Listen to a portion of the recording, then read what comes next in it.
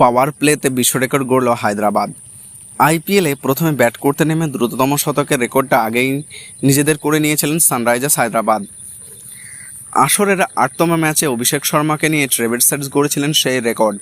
৭ over শেষে ১৭ run ছুঁয়েছিলেন Hyderabad. এবার দিল্লি ক্যাপিটালসের বিপক্ষে আইপিএলের ইতিহাসে দ্রুততম সেঞ্চুরি রেকর্ড গড়ল ড্যানিয়েল ভিক্টরির দল।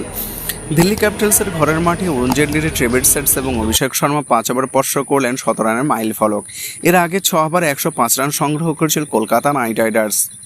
২০১৭ সালে দ্রুততম শতক এবং পাওয়ার প্লেতে সর্বোচ্চ রানের এই রেকর্ড করেছিল কেকেআর।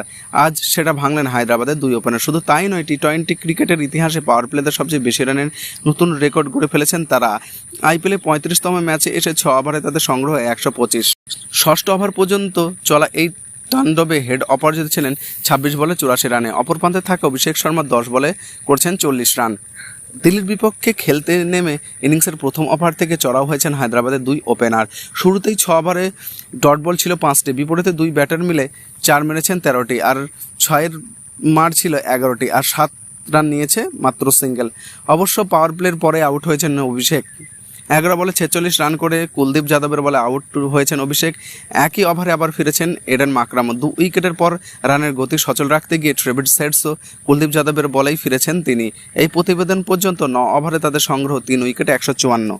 আমরা যে ধরনের ব্যাটিং পেয়েছি তা দিয়ে পাওয়ার প্লেকে সবচেয়ে বেশি কাজে লাগানোর চেষ্টা করেছি। এই মৌসুমে দিল্লি ক্যাপিটালসের চেয়ে ভালো পারফরমেন্স করেছে সানরাইজার্স হায়দ্রাবাদ। এর কারণ হলো সানরাইজার্স হায়দ্রাবাদের কাছে ব্যাটিং এবং বোলিং উভয় পক্ষের ভালো বিকল্প রয়েছে। বর্তমান ৬ পয়েন্ট নিয়ে পয়েন্ট টেবিলের ষষ্ঠ স্থানে রয়েছে দিল্লি ক্যাপিটালস। এই মরশুমে এখনও পর্যন্ত দিল্লি ক্যাপিটালসের ৭টি ম্যাচ খেলেছেন, যার মধ্যে 3টি জিতেছে।